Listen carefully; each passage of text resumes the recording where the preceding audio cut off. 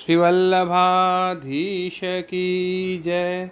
श्री गोसाई जी परम दयाल की जय। श्याम सुंदर श्री यमुने महारानी की जय। श्री गिरिराज धरण की जय। श्रीमद् भागवत सप्तम स्कंध। आज है 5वां अध्याय। पिछले वाले अध्याय में यानी चौथे अध्याय में हमने पढ़ा था हिरण्यकशिपु को जो वरदान मिला था, तो उस वरदान के द्वारा उसने कैसे कैसे अत्याचार किए, और उससे आगे हमने पढ़ा था प्रहलाद जी के गुणों का वर्णन। आज हम पढ़ेंगे हिरण्यकशिपु के द्वारा प्रहलाद जी के वध का प्रयत्न। अथ पंचमोध्याय। श्री नारद जी कहते हैं, युधिष्ठिर, दैत्यों ने भगवान श्री शुक्राचार्य जी को अपना पुरोहित बनाया था। उनके 2 पुत्र थे, षंड और अमर्क।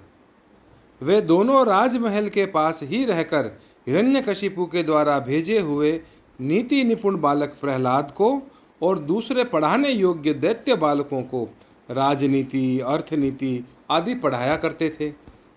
प्रहलाद गुरु जी का पढ़ाया हुआ पाठ सुन लेते थे और उसे ज्यों का त्यों उन्हें सुना भी दिया करते थे, किंतु वे उसे मन से अच्छा नहीं समझते थे, क्योंकि उस पाठ का मूल आधार था अपने और पराये का झूठा आग्रह।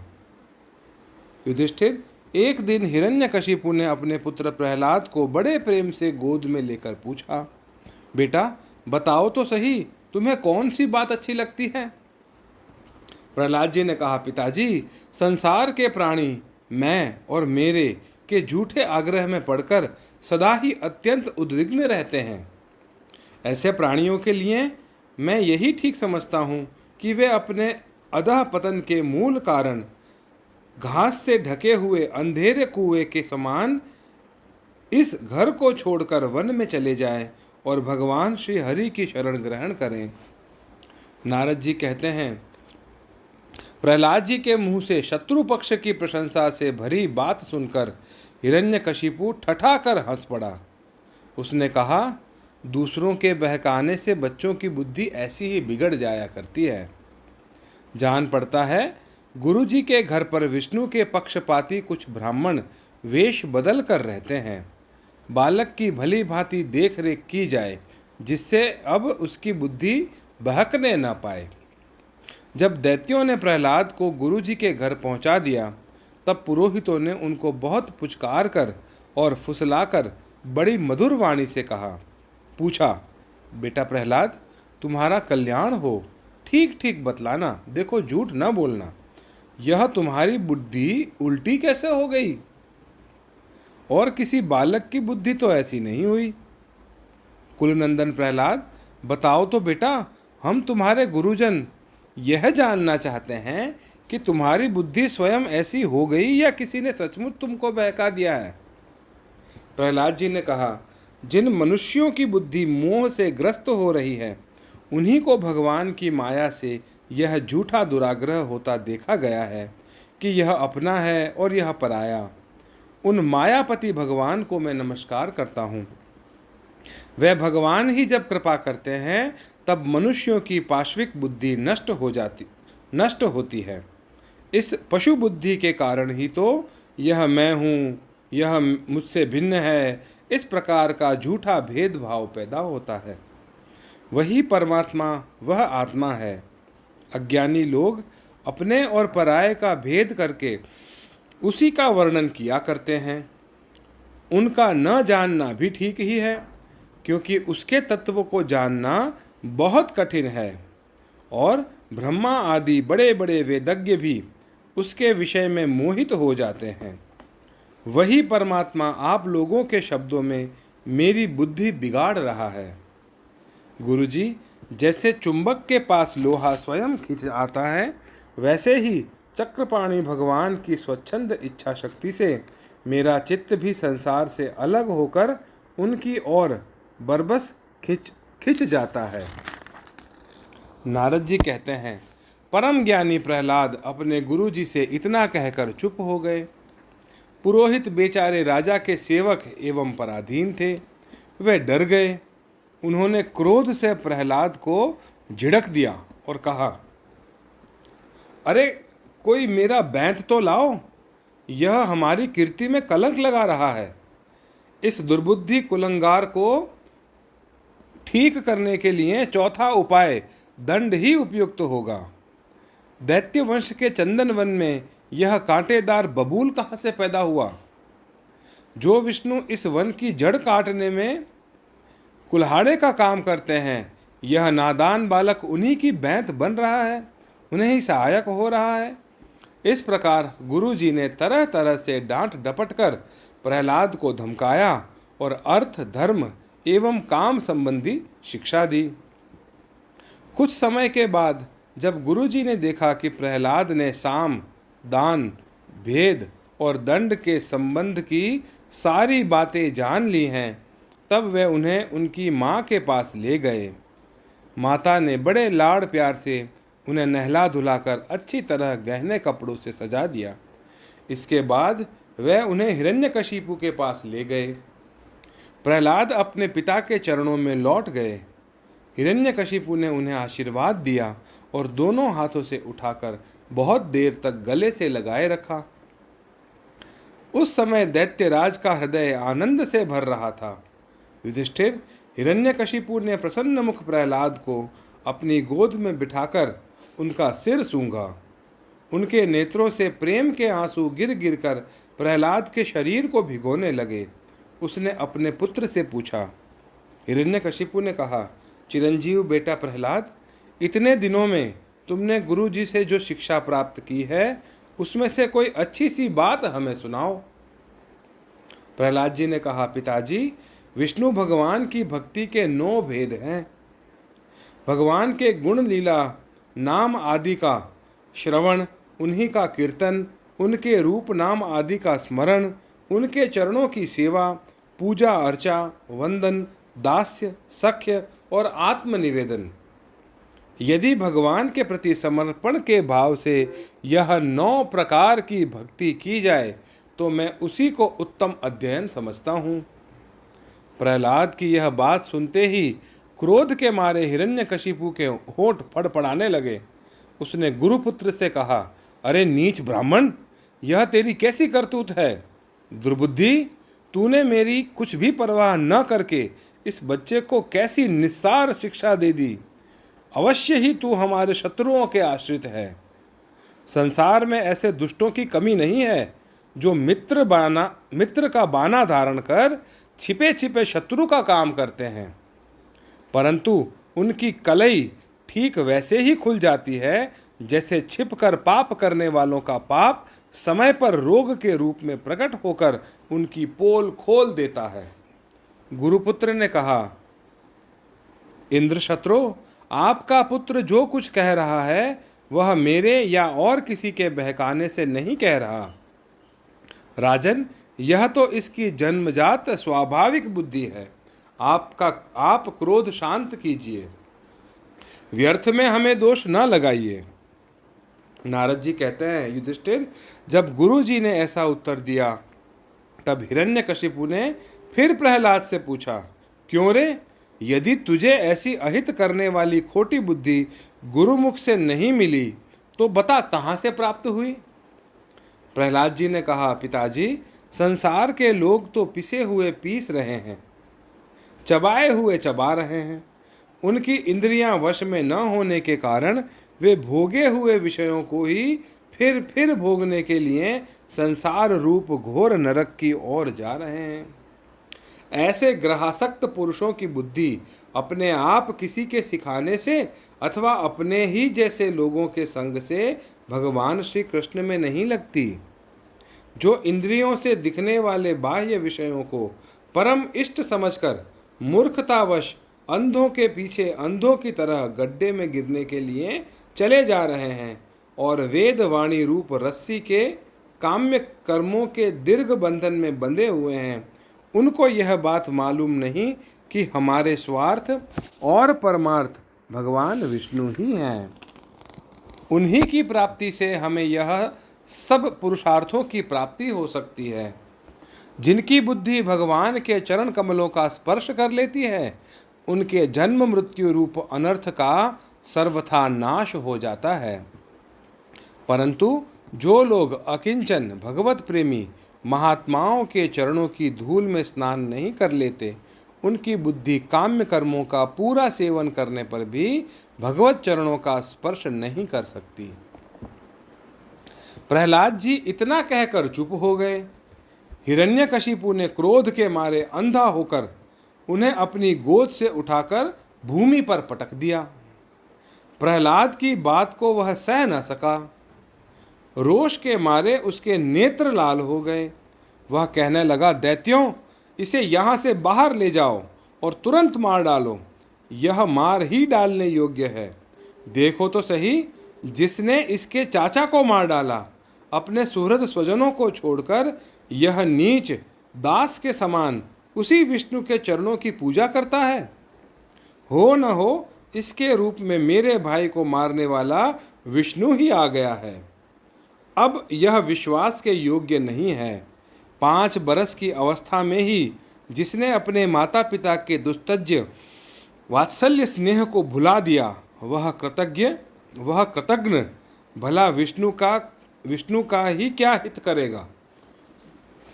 कोई दूसरा भी यदि औषध के समान भलाई करे तो वह एक प्रकार से पुत्र ही है, पर यदि अपना पुत्र भी अहित करने लगे तो रोग के समान वह शत्रु ही है। अपने शरीर के ही किसी अंग से सारे शरीर को हानि होती हो तो उसको काट डालना चाहिए, क्योंकि उसे काट देने से शेष शरीर सुख से जी सकता है। यह स्वजन का बाना पहनकर मेरा कोई शत्रु ही आया है। जैसे योगी की भोग लोलुप इंद्रियां उसका अनिष्ट करती हैं, वैसे ही यह मेरा अहित करने वाला है। इसलिए खाने, सोने, बैठने आदि के समय किसी भी उपाय से इसे मार डालो। जब हिरण्यकशिपु ने दैत्यों को इस प्रकार आज्ञा दी, तब तीखी दाढ़, विकराल बदन, लाल लाल दाढ़ी, मूछ एवं केशों वाले दैत्य हाथों में त्रिशूल लेकर मारो, काटो, इस प्रकार बड़े जोर से चिल्लाने लगे। प्रहलाद चुपचाप बैठे हुए थे और दैत्य उनके सभी मर्म स्थानों में शूल से घाव कर रहे थे। उस समय प्रहलाद जी का चित्त उन परमात्मा में लगा हुआ था जो मन वाणी के अगोचर सर्वात्मा, समस्त शक्तियों के आधार एवं पर ब्रह्म हैं। इसलिए उनके सारे प्रहार ठीक वैसे ही निष्फल हो गए जैसे भाग्यहीनों के बड़े बड़े उद्योग धंधे व्यर्थ होते हैं। युधिष्ठिर, जब शूलों की मार से प्रहलाद के शरीर पर कोई असर नहीं हुआ, तब हिरण्यकशिपु को बड़ी शंका हुई। अब वह प्रहलाद को मार डालने के लिए बड़े हठ से भांति भांति के उपाय करने लगा। उसने उन्हें बड़े बड़े मतवाले हाथियों से कुचलवाया, विषधर सांपों से डसवाया, पुरोहितों से कृत्या राक्षसी उत्पन्न कराई, पहाड़ की चोटी से नीचे डलवा दिया, शंबरासुर से अनेकों प्रकार की माया का प्रयोग करवाया, अंधेरी कोठरियों में बंद करा दिया, विष पिलाया और खाना बंद कर दिया, बर्फीली जगह दहकती हुई आग और समुद्र में बारी बारी से डलवाया, आंधी में छोड़ दिया तथा पर्वतों के नीचे दबवा दिया, परंतु इनमें से किसी भी उपाय से वह अपने पुत्र निष्पाप प्रहलाद का बाल भी बांका न कर सका। अपनी विवशता देखकर हिरण्यकशिपु को बड़ी चिंता हुई। उसे प्रहलाद को मारने के लिए और कोई उपाय नहीं सूझ पड़ा। वह सोचने लगा, इसे मैंने बहुत कुछ बुरा भला कहा, मार डालने के बहुत से उपाय किए, परंतु यह मेरे द्रोह और दुर्व्यवहारों से बिना किसी की सहायता से अपने प्रभाव से ही बचता गया। यह बालक होने पर भी समझदार है और मेरे पास ही निशंक भाव से रहता है। हो न हो इसमें कुछ सामर्थ्य अवश्य है। जैसे शुनहशेप है अजीत गर्त का मंजला पुत्र। उसे पिता ने वरुण के यज्ञ में बलि देने के लिए हरिश्चंद्र के पुत्र रोहिताश्व के साथ बेच दिया था।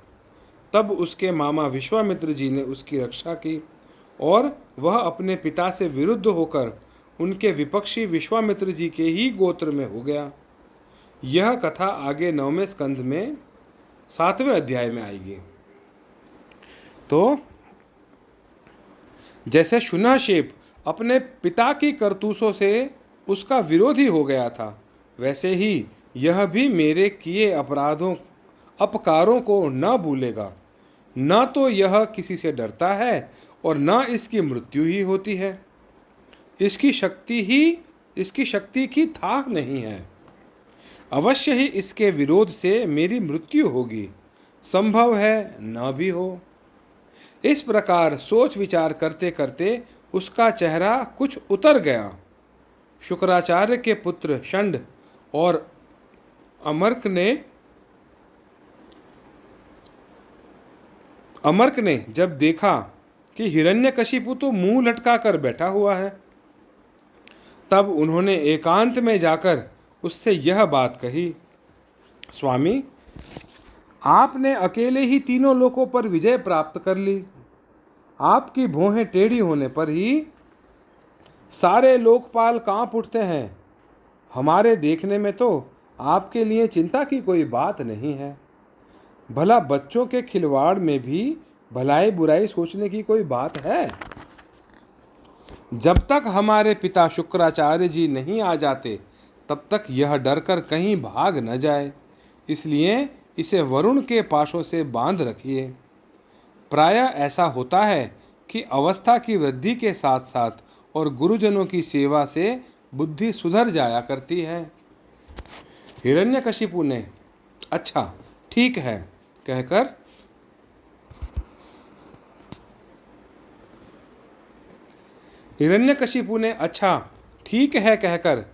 गुरुपुत्रों की सलाह मान ली और कहा कि इसे उन धर्मों का उपदेश करना चाहिए जिनका पालन गृहस्थ नरपति किया करते हैं। युधिष्ठिर इसके बाद पुरोहित उन्हें लेकर पाठशाला में गए और क्रमशः धर्म, अर्थ और काम इन 3 पुरुषार्थों की शिक्षा देने लगे। प्रहलाद वहाँ अत्यंत नम्र सेवक की भांति रहते थे, परंतु गुरुओं